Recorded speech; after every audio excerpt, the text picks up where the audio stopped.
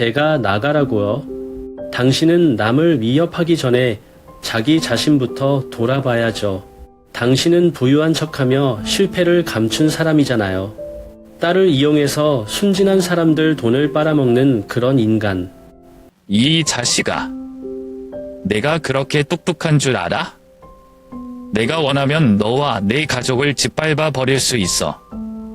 내네 집에 그 싸구려 카페, 물 한 잔도 못 팔게 만들 수 있다고. 그럼 한번 해보시죠. 저는 굶어 죽더라도 당신 같은 더러운 인간에게 무릎 꿇진 않을 겁니다. 모두가 아는 평화로운 전주시에서 평생을 소박하게 살아온 박일호입니다. 은퇴 후 제 삶은 작은 정원과 가족 카페, 그리고 제 아내 미숙이와 함께 돌아왔습니다. 하지만 조용하고 폐쇄적인 막내 아들 준호가 갑자기 수진이라는 소녀와 결혼 의사를 밝히면서 파문이 일기 시작했다. 초기 의혹들은 장남인 저와 민호를 극적 여정으로 이끌었습니다. 그곳에서 수진과 그녀의 가족들의 완벽한 외모 뒤에 숨겨진 비밀들을 발견하게 됩니다.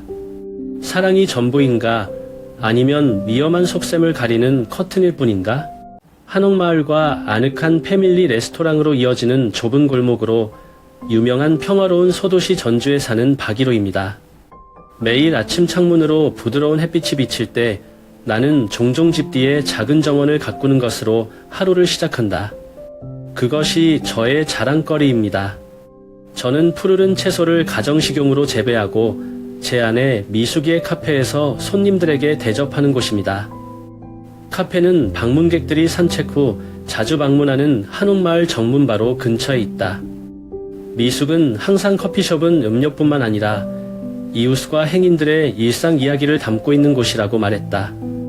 미숙이와 저는 결혼한 지 35년이 되었습니다. 카페 구석구석에는 스스로 다친 나무 탁자에서 손으로 자수를 수놓은 커튼까지 우리의 흔적이 남아있다.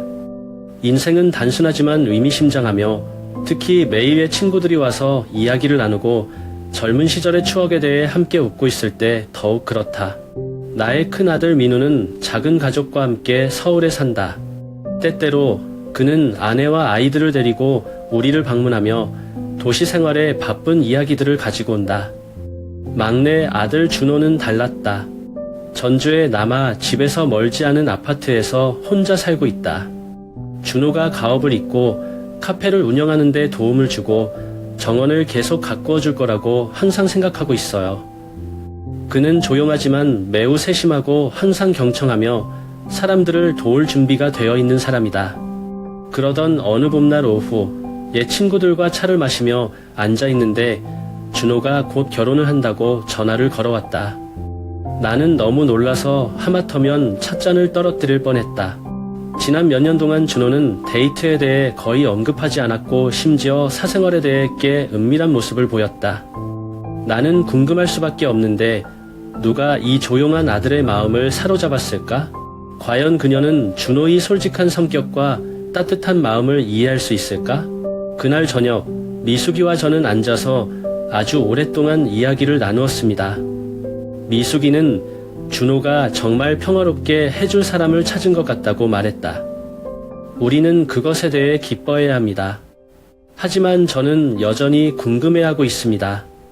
무엇이 이 결정을 이끌어냈는지, 그리고 제 가족의 새로운 단계를 밟을 준비가 되어 있는지요?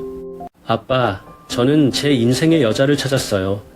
라고 준호는 조금 쌀쌀했던 4월 어느 날 저녁 만남에서 낳고 확신의 참 목소리로 말했다. 그 당시 우리는 제가 어렸을 때부터 받은 나무 탁자 옆에 거실에 앉아 있었습니다. 야외에서 바람 소리가 나무 사이로 살짝 들리고 옅은 가로등이 아늑한 방으로 비친다. 준호의 말은 나를 순간적으로 멈추게 했고 주변의 모든 것이 잠잠해 보였다. 나는 아들의 눈을 똑바로 쳐다보며 농담인지 알아보려고 했지만 그의 눈빛은 진지했다. 나는 나의 놀라움을 감추지 못했다. 수년 동안 준호는 항상 조용하고 폐쇄적인 사람이었다. 우리가 몇 번의 중매를 제안하거나 주선할 때도 그는 단호하게 거절했다. 시간이 필요해라고 준호는 우리의 걱정을 덜어주기 위해 종종 혹은 때로는 조용히 미소만 지으며 말했다. 그런데 지금 그는 단순히 관계만을 이야기하는 것이 아니라 큰 결정을 말하는 것입니다. 그녀의 이름은 수진입니다. 라고 준호가 말을 이어받아 말투가 가벼워졌지만 나는 여전히 결심을 느꼈다. 우리는 사귄 지 2년이 넘었습니다. 그녀는 너무 착하고 자식을 잘 알아요. 나는 그 말을 듣고도 마음이 불안해졌다. 아들이 드디어 마음을 열게 되어 기쁘지만 왜 이렇게 갑자기 일이 벌어지죠? 나는 침착하려고 했으며 찻잔을 탁자 위에 내려놓았다. 준호야, 널 행복하게 해줄 사람을 찾다니 정말 기뻐. 하지만 당신은 충분히 생각했다고 확신합니까? 부모님은 내가 그녀에 대해 말하는 것을 들어본 적이 없는데 내 모든 것이 그렇게 서두르세요. 준호는 살짝 웃었지만 나는 그 미소에 약간의 당혹감이 섞인 자신감으로 가득 차 있다는 것을 깨달았다. 아빠, 걱정하시는 거 알아요. 하지만 수진이는 정말 특별해요. 그녀는 서울의 한 비영리 단체에서 일하는데 그녀의 일은 매우 바쁘지만 항상 아이와 함께 시간을 보낸다. 안심해요. 잘 생각했어요. 그 말들이 나를 완전히 안심시키지 못했다. 대화를 나눈 후 저는 미숙이와 부엌에 앉았습니다. 미숙이는 설거지를 하고 있었습니다. 어떻게 생각하세요? 라고 미숙이가 약간 가라앉은 목소리로 물었다. 몰라요. 준호는 그런 적이 없다. 그는 말이 없다. 그러나 이번에는 이상하게 서두른다. 우리가 모르는 일이 있을까? 며칠 후 저는 동네 지인들의 이야기를 듣기 시작했습니다. 내 친구 김모 씨는 준호가 몇 달 전 한 낯선 여자와 카페에 함께 있는 것을 보고 둘이 무척 친해 보였지만 긴장한 것 같다고 말했다. 또 다른 이웃은 우리가 집에 없을 때 그녀가 우리 집에 한번 와본 적이 있다고 말했다. 들으면 들을수록 마음이 착잡해져요. 그러던 어느 날 저녁 준호를 개인적으로 만나기로 했습니다. 준호, 아빠한테 얘기 안 한 거 있어? 라고 물어보니까 진지하지만 부담스럽지 않게 하려고 애쓰면서 준호는 몇 초 동안 머뭇거리다가 조용히 한숨을 쉬었다. 아빠, 제가 말하지 않은 이야기가 있어요. 수진이 그녀의 가족들로부터 자녀와의 결혼에 대한 지지를 얻지 못했어요. 준호의 말은 나에게 충격이었다. 이해하려고 노력하는데 왜 이렇게 일이 복잡해졌죠? 수진이는 어떤 사람이에요?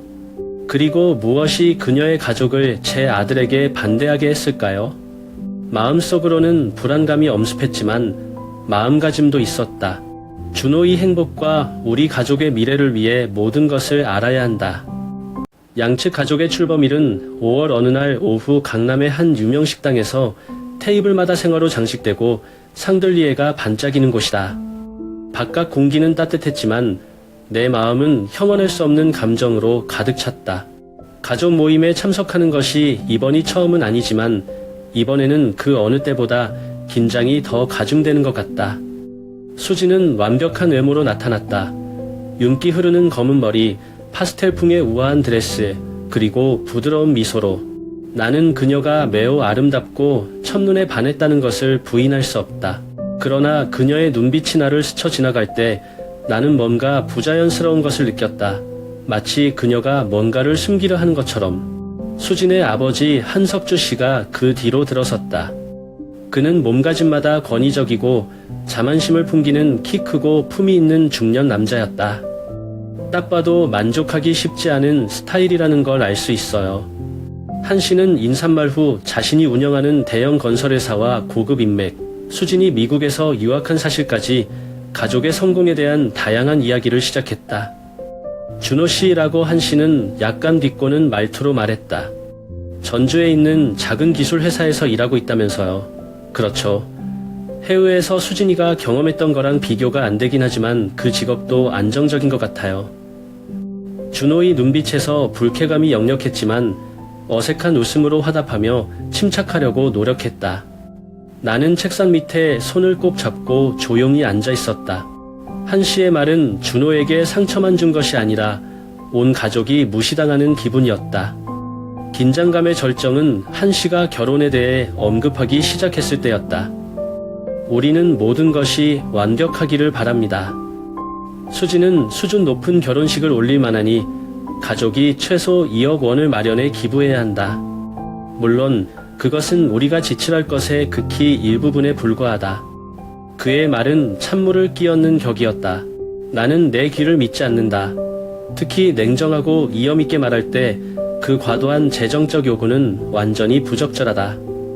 미숙이를 힐끗 쳐다보니 미숙이는 웃음을 지키려 애썼지만 눈빛은 근심 어린 표정이었다. 밥 먹고 나서 준호랑 나만 남았을 때 자제를 못하겠어. 준호야, 잘 생각해봤어? 그들의 가족은 자녀를 무시했을 뿐만 아니라 불합리한 요구를 했다. 아빠는 이 관계에 뭔가 잘못된 게 있는 것 같아. 준호는 대답하기 전에 한참 동안 침묵했다. 아빠, 한씨가 불편해하는 거 알아요. 하지만 저는 수진이를 사랑합니다. 그녀는 그와 같지 않아요. 그녀는 항상 내 편이고 항상 나를 격려한다. 아빠, 저를 한 번만 믿어주세요. 하지만 마음속으로는 준호가 생각하는 것만큼 간단하지 않다. 수진이와 그녀의 가족에 대해 좀 더 알아보기로 했다. 아들의 사랑을 의심해서가 아니라 앞으로 상처받을 만한 관계에 그가 말려드는 것을 원치 않기 때문이다. 한씨의 말, 수진의 걱정스러운 눈빛, 준호의 침묵은 모두 오늘 만남의 화려한 외모 뒤에 더 큰 이야기가 숨어있음을 느끼게 한다. 모임이 끝난 후 밤새 뒤척였고 잠을 잘 수가 없었다. 거실의 시계 소리가 뭔가 잘못되었다는 것을 상기시켜주는 것처럼 계속 무겁게 울렸다. 거만하고 이합적인 한석주 씨의 태도와 준호를 바라보는 수진의 야릇한 눈빛이 머릿속을 맴돈다. 그 모든 것이 나를 불안하게 했다. 다음날 아침 민우가 안부 전화를 했을 때 저는 걱정을 숨길 수가 없었어요. 민우 씨, 수진 씨 가족에 대해 뭔가 잘못된 것 같아요. 어때요? 민우는 대답하기 전에 잠시 침묵했다. 아빠, 사실 저도 이상해요. 준호가 말한 것으로 보아 수지는 좋은 사람이지만 저는 서울에 있는 몇몇 동료들로부터 그녀의 가족이 꽤 복잡하다는 말을 들었습니다. 그들은 재정적으로나 소송에 문제가 있었던 것 같습니다. 좀 더 알아봐야 될 것 같아요. 그 말을 들으니 나는 더욱 행동할 필요성을 느꼈다. 오후에 민우와 나는 서울역 근처에 있는 한 카페에서 만났다.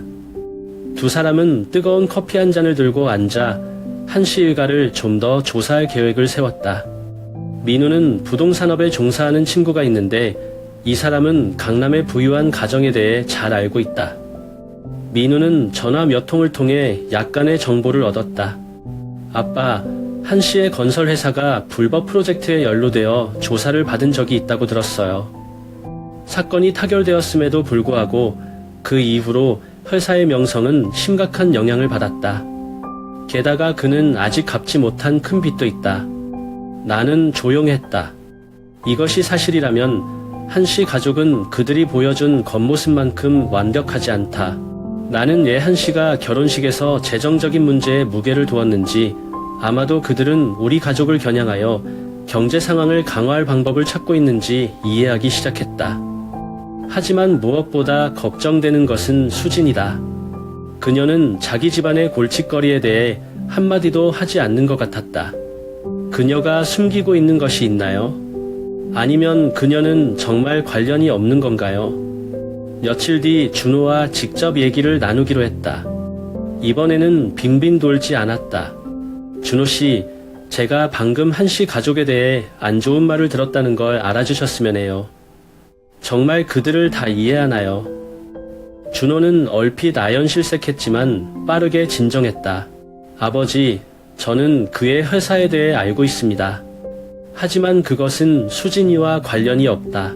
그 여자는 그런 일에는 전혀 관여하지 않아요. 그런데 왜 그녀가 아이에게 말하지 않았을까? 제가 물었습니다. 목소리가 낮아지면서요. 준호는 대답하기 전에 한참 동안 침묵했다. 아빠, 저는 그녀가 단지 모든 것을 복잡하게 만들고 싶지 않다고 생각해요. 수지는 가족 때문에 힘든 시간을 보냈고 그녀는 항상 아버지의 그늘에서 벗어나려고 노력했다. 믿어요, 아빠. 준호의 말은 듣지만 마음은 착잡하다. 수진에 대한 아들의 신뢰는 깊지만 풍파를 헤쳐나가기에 충분할까?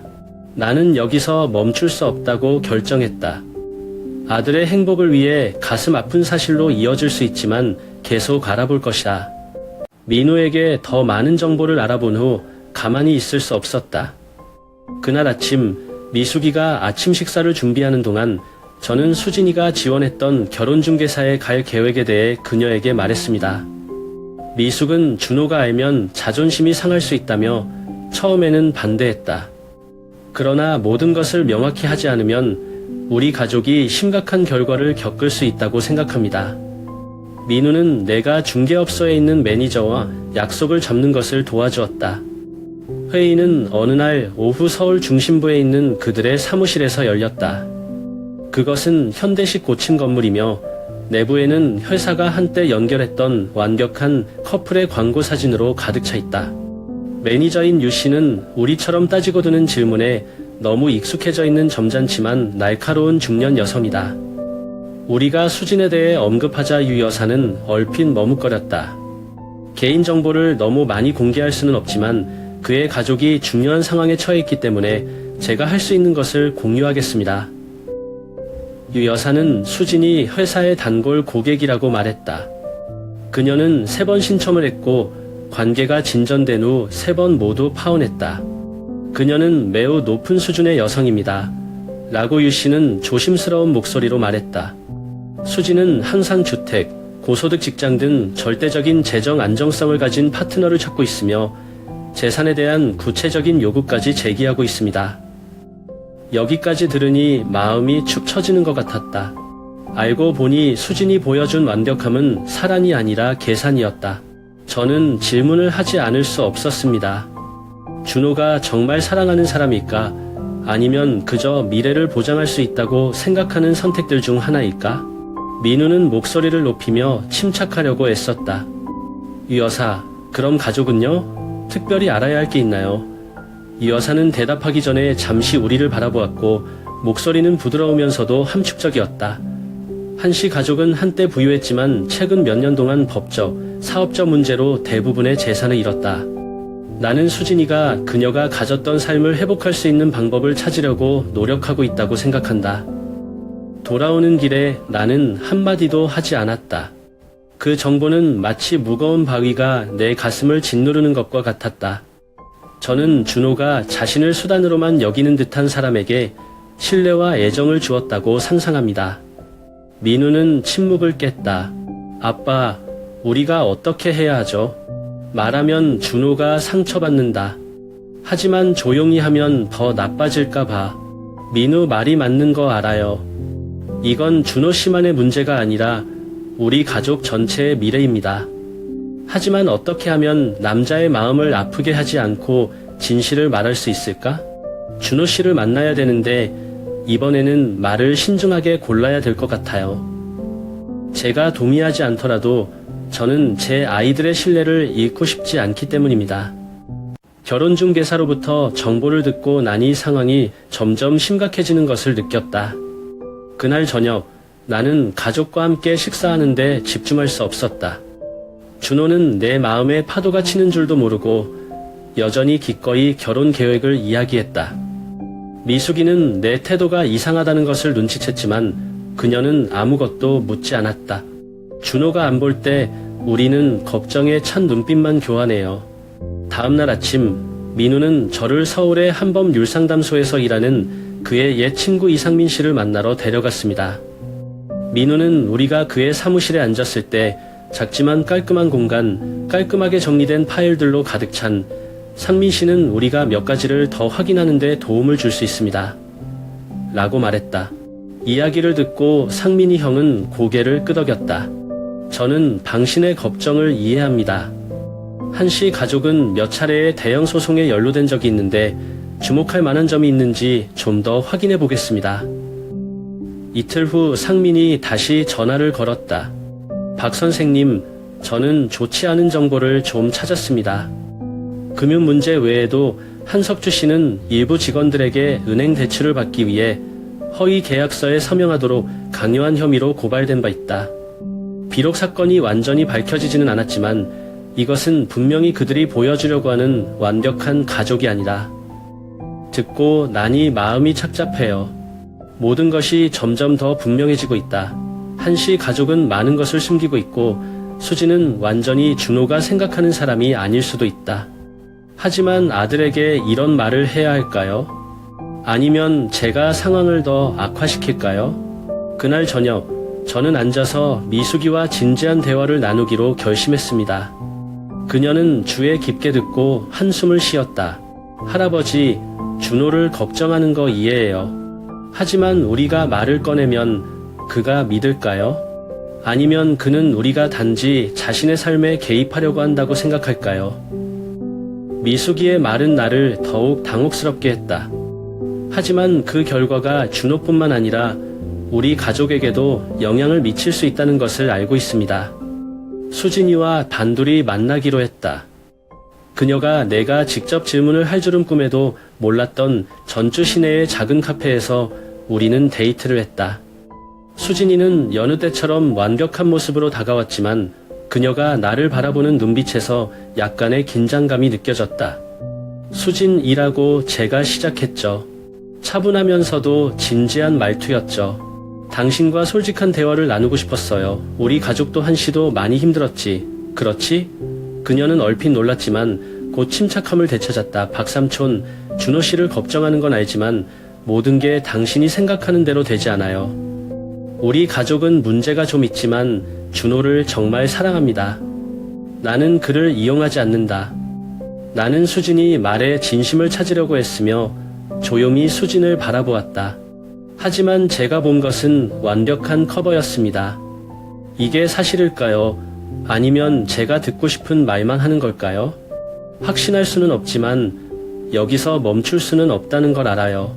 가족을 위해서 그리고 제 아들을 위해서 저는 계속해서 진실을 밝혀낼 것입니다. 수진 씨 가족이 구체적인 금융 요청을 하기 시작한 이후 내 모든 고민이 본격적으로 불거졌다. 그들은 우리가 전주에서 들어본 어떤 결혼식보다 더 많은 돈을 결혼식에 기부하기를 원했습니다. 한석주는 거기서 그치지 않고 준호가 강남에 아파트를 사야 한다는 것을 수진의 등급에 맞는다고 주장했다. 어느 날 저녁 가족 식사 때 준호에게 얘야, 우리 가족은 호화로운 습관이 없이 검소하게 산다고 재치 있게 말했다. 수진 씨 댁의 요구사항을 잘 생각해 보셨어요. 준호가 젓가락을 멈추고 실망스러운 눈빛으로 나를 바라보았다. 아빠, 걱정하는 건 알지만 이건 우리 이야기예요. 수진이는 아무것도 요구하지 않고 그녀의 가족이 모든 것이 완벽하기를 원할 뿐이다. 내가 알아서 할게. 아빠 걱정하지 마. 아들의 말을 듣고 나는 화가 나기도 하고 애처롭기도 했다. 준호가 쉽게 흔들리는 타입이 아니라는 건 알지만 수진이를 너무 사랑해서 이염조짐을 못 알아볼 정도였다. 식사 후 나와 민우는 거실에 함께 앉았다. 민우야, 아빠는 이런 일이 계속되도록 놔둘 수 없어. 라고 심각한 목소리로 내가 말했다. 너무 지나치기 전에 준호를 이해할 수 있는 방법을 찾아야 해. 민우는 고개를 끄덕였다. 아빠, 저는 한 씨에 대해 몇 가지 더 많은 정보를 찾았습니다. 알고 보니 그는 법적 문제 외에도 몇 차례의 재산 분쟁으로 고발되었다. 어떤 사람들은 그가 발견되기 전에 다른 사람의 이름으로 돈을 빌리고 재산을 옮겼다고 말한다. 여기까지 들으니 더욱 걱정이 된다. 한 씨 일가는 수진의 결혼을 이용해 금전적 손실을 메우려 하는 모양새다. 근데 준호한테 상처 안 주고 어떻게 설명해요? 준호가 자유시간이 있는 주말 아침에 만나기로 했어요.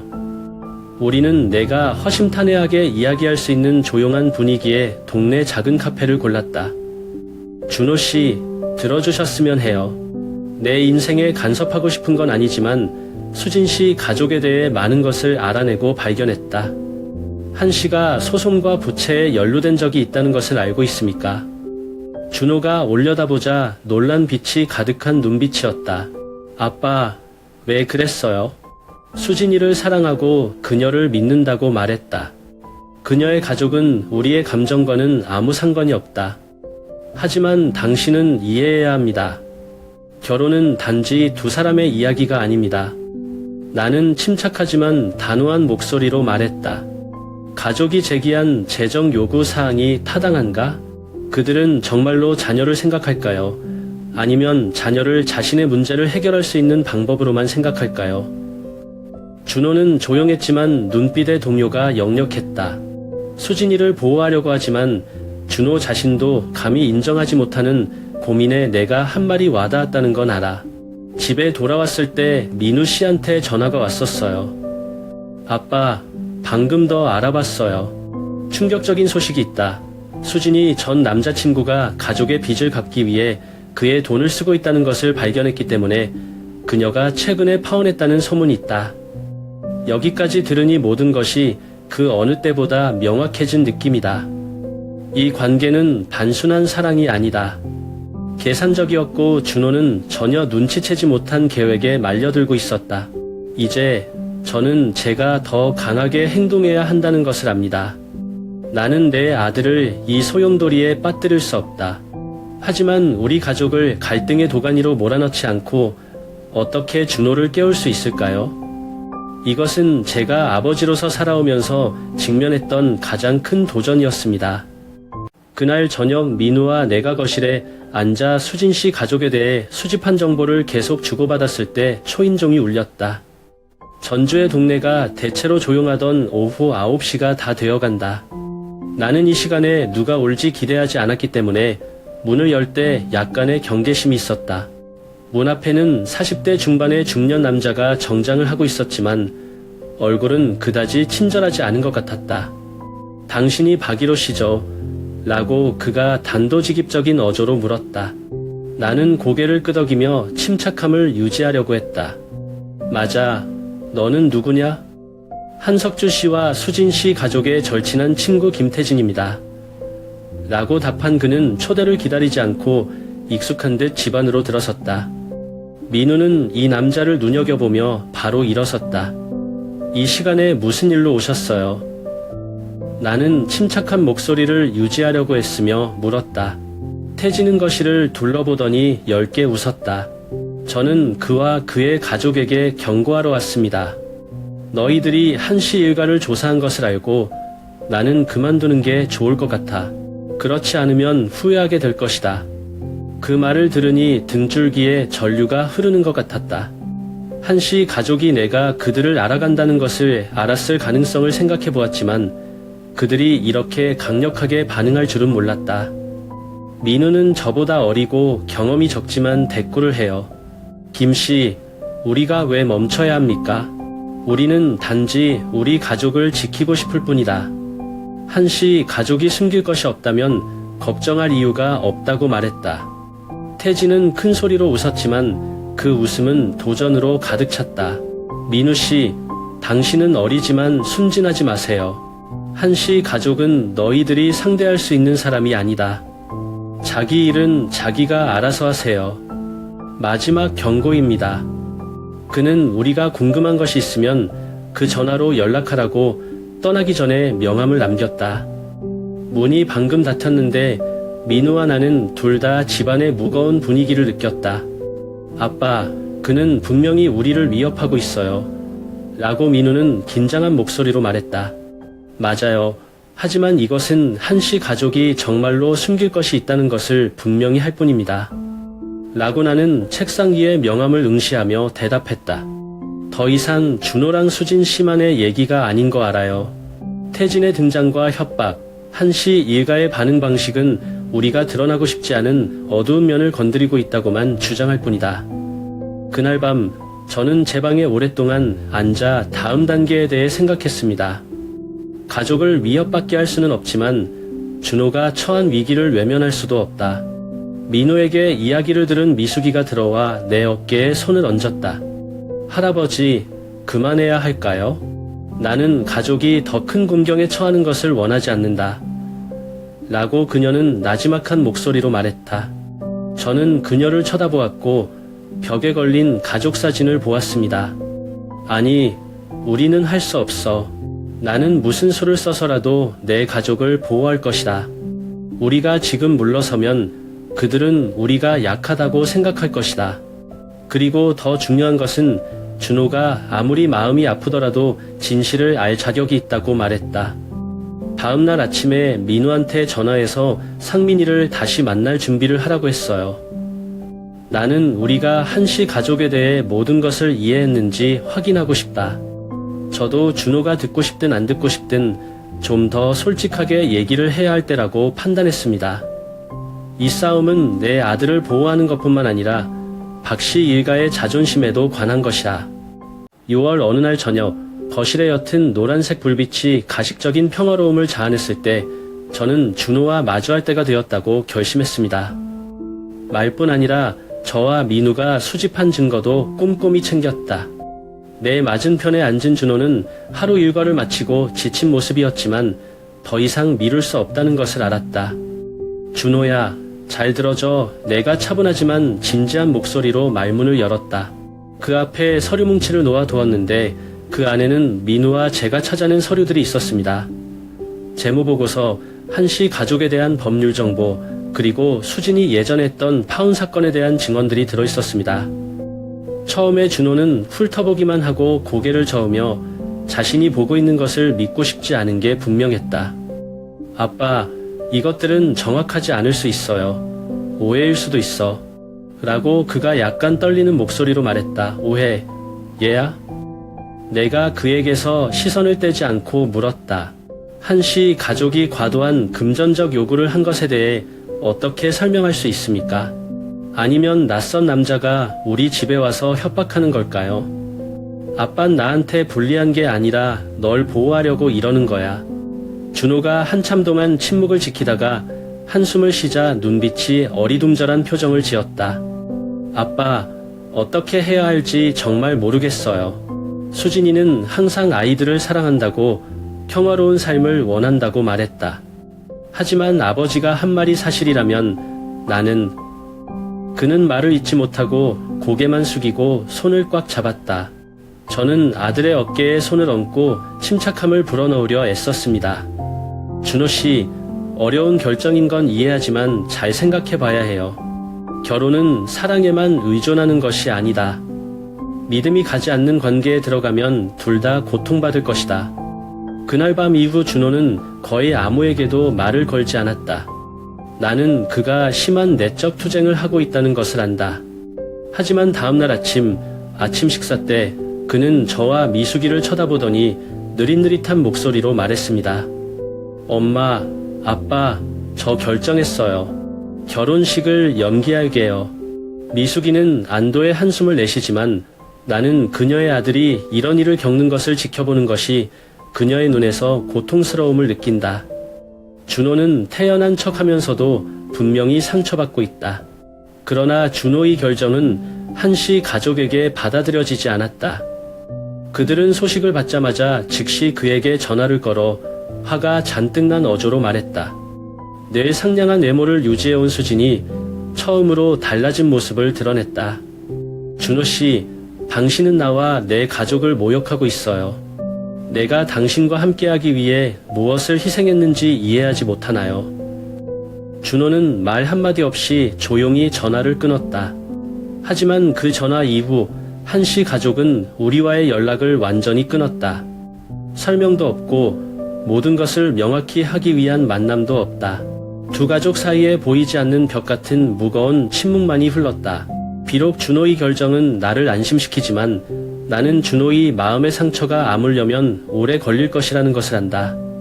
준호가 이번 일을 통해 좀 더 성숙하게 볼 수 있기를 바랄 뿐입니다. 그리고 미래가 어떻든 간에 저는 가족이 함께 큰 시련을 이겨냈다는 것을 압니다. 서로에 대한 사랑과 보호는 든든한 토대입니다. 결혼식이 열리기로 되어 있던 날, 우리 집의 분위기는 무겁고 긴장감이 넘쳤다. 밖은 옅은 햇빛이었지만 그 빛은 우리의 무거운 마음의 분위기를 없애기에 충분하지 않았다. 미숙은 이른 아침부터 자신이 타던 찻잔을 손에 꼭 쥐고 부엌에 앉아 거의 한 모금도 마시지 않았다. 전날 밤부터 서울에서 온 민우 씨, 저랑 준호 씨랑 결정적인 대화를 하기 위해서. 준호 씨, 식탁에 앉아서 묵상하는 표정. 그는 아무 말도 하지 않았지만 눈빛은 모순으로 가득 차 있었다. 알아요. 이것은 결혼식을 연기해야 하는 고통일 뿐만 아니라 그가 전폭적으로 믿었던 사람에게서 배신감을 느낀다는 것도요. 준호라고 저는 시작했고 아주 천천히 조심스럽게 말했습니다. 오늘은 새로운 여정을 시작하는 날이지만 가끔은 멈추는 것이 자신을 보호하는 방법이라는 것을 알아주셨으면 합니다. 우리가 하는 일은 자녀의 행복을 깨기 위한 것이 아니라 자녀가 위험한 길로 들어서는 것을 막기 위한 것입니다. 옆에 앉은 민우는 고개를 끄덕이며 준호, 어떤 느낌인지 알아. 하지만 무슨 일이 일어났는지 보세요. 수진과 그녀의 가족은 성의를 보이지 않았다. 그들이 당신을 진정으로 사랑한다면 그들은 가족을 이런 상황에 빠뜨리지 않을 것입니다. 준호는 고개를 숙이고 손을 탁자 위에서 꽉 쥐었다. 알아요. 나는 모든 사람이 옳다는 것을 안다. 그러나 그것은 내 마음을 덜 아프게 하지 않는다. 수진이는 진짜 사람들이 말하는 거랑 다르다고 생각했는데 얼마 지나지 않아 초인종이 울렸다. 문을 열자 수진이는 여전히 예쁘고 당당하지만 눈빛에는 예전처럼 부자연스러운 것이 서 있었다. 그녀가 들어와서는 우리 가족 전체를 훑어보더니 준호에게 시선을 멈추었다. 준호야, 난 너한테 그럴 수 없어 라고 그녀는 떨리는 목소리로 힘주어 말했다. 당신과 함께 있겠다고 약속했어요. 내가 이런 대접을 받을 자격이 없어. 준호는 대답하지 않고 몸을 숙였다. 나는 지금이 목소리를 내야 할 때라는 것을 안다. 수진이라고 제가 목소리를 가다듬으며 말했습니다. 우리는 손자를 다치게 하고 싶어서 이러는 것이 아닙니다. 그러나 우리는 그의 가족이 한 일과 그들이 한 부적절한 요구를 무시할 수 없다. 이것은 행복한 결혼을 만드는 방법이 아니라는 것을 이해해야 합니다. 민우는 이어서 우리가 수집한 자료들을 그녀 앞에 놓았다. 이것이 우리가 아는 것이다. 그녀의 가족은 많은 재정적 어려움을 겪었고 이것은 몇 가지 사소한 실수로 그치지 않았다. 설명해 주실 수 있나요? 수진의 얼굴이 창백해져서 그녀는 분명 일이 뒤집혔을 거라고는 예상하지 못했다. 그녀는 서류철을 들고 몇 페이지를 넘긴 다음 책상 위에 내려놓았다. 나는 아무것도 설명할 필요가 없어 라고 그녀가 날카로운 목소리로 말했다. 그렇게 결정하셨다면 드릴 말씀이 없습니다. 그녀가 일어서서 준호를 마지막으로 본다. 난 널 절대 믿지 않아 라고 그녀가 말하고는 돌아서서 떠났다. 그 집은 다시 조용해졌다. 몇 분 동안 아무도 말을 하지 않았다. 미숙은 침묵을 깨고 한숨을 쉬었다. 모든 것이 끝났다. 하지만 난 준호가 안쓰럽다. 준호는 일어서서 지친 눈빛을 보냈다. 엄마, 전 괜찮아요. 아마도 당신은 처음부터 모든 것을 잘 보지 못했을 것입니다. 조금만 있으면 돼. 온 가족이 안도의 한숨을 내쉬었지만 마음은 여전히 무거웠다. 우리는 이 상처가 아물려면 시간이 걸릴 것이라는 것을 알았지만 적어도 준호는 의도적인 관계에서 벗어났다. 그것이 가장 중요한 것입니다. 지난 사건 이후 우리 가족은 그 어느 때보다 응집력이 있는 것 같다. 이전의 저녁 식사들은 때때로 조용했지만 지금은 웃음과 잡담으로 가득 차 있다. 미숙이는 보통 식사 후에 차를 끓이고 나서 온 가족이 식탁에 옹기종기 모여 앉아 큰 이야기를 하지 않고 그냥 오늘처럼 간단한 질문만 하면 됩니다. 뒤뜰 야채밭이 좋은지 말입니다. 하지만 그 순간들이 준호에게 최고의 힐링제였다. 준호는 힘든 시간을 보낸 뒤 작은 것에서 즐거움을 되찾기 시작했다. 그는 종종 정원에 가서 내가 풀을 뜯는 것을 도와주었고 때로는 그가 전에 거의 하지 않았던 가족을 위해 아침 식사를 직접 준비하기도 했다. 어느 날 오후 준호와 제가 뒷좌석에 앉았을 때 준호는 한숨을 쉬며 말했습니다. 아빠, 모두가 옳았다는 것을 알아요. 하지만 솔직히 나는 여전히 이해하기 어렵다. 어떻게 사람들은 사랑을 계산하는 데 쓸 수 있을까? 나는 아들을 보고 이러할 말을 찾으려고 했었다. 준호 씨, 진짜 사랑은 완벽함이나 속셈에서 오는 게 아니에요. 공감, 나눔, 희생입니다. 사람이 자녀의 재산이나 지위만 보고 자녀를 사랑하기로 결정한다면 그것은 진정한 사랑이 아닙니다. 고개를 끄덕이면서 사색적인 눈빛으로 먼 곳을 바라본다. 언젠가 내가 바로 나이기 때문에 나를 진정으로 사랑하는 사람을 찾을 수 있기를 바랄 뿐이다. 그 말들이 내 마음을 아프게 했지만 준호가 애정과 가족의 진정한 가치를 깨닫기 시작하는 것을 보니 나도 마음이 놓인다. 민우는 서울에 돌아와서도 자주 집에 전화를 걸어 상황을 묻는다. 아빠, 집에서 잘 지내고 있어요? 준호 괜찮아졌어 말은 안 하지만 민우가 겉으로는 꿋꿋하지만 항상 동생을 걱정하는 건 알아요. 가끔 민우는 현대사회의 위험에 대해 이야기한다. 아빠, 준호의 이야기는 우리 가족 모두에게 교훈이라고 생각해요.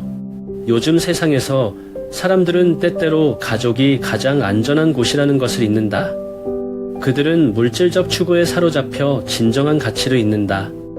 민우의 말은 나에게 일어난 일을 생각나게 한다. 한 시의가는 화려한 외모를 지닌 채 이선과 속셈을 비추는 거울로 드러났다. 비록 지난 일이지만 저는 이 수업이 준호뿐만 아니라 우리 가족에게도 있다는 것을 알고 있습니다. 어느 날 저녁 온 가족이 식사를 준비하고 있을 때 미숙이가 부드럽게 제게 말했습니다. 할아버지, 다 지나갔어요. 하지만 준호가 다시 사랑에 대한 믿음을 되찾을 수 있도록 우리가 뭔가를 해야 한다고 생각해요. 나는 미소를 지으며 할머니를 보고 아이들을 보았다. 맞아요. 하지만 먼저 일하는 시간을 두세요. 중요한 건 우리가 여기 있다는 거야. 우리가 돌아오는 곳이라는 거야. 앞으로 어떤 일이 있어도 준호가 정말 자기를 사랑해줄 사람을 찾을 거라고 믿고, 그리고 우리는 가족으로서 항상 서로를 보호하고 지지하기 위해 뒤에 서 있을 것입니다. 결국 인생에서 가장 큰 가치는 돈이나 명예가 아니라 결코 매수되거나 거래될 수 없는 가족이라는 것을 깨달았기 때문이다.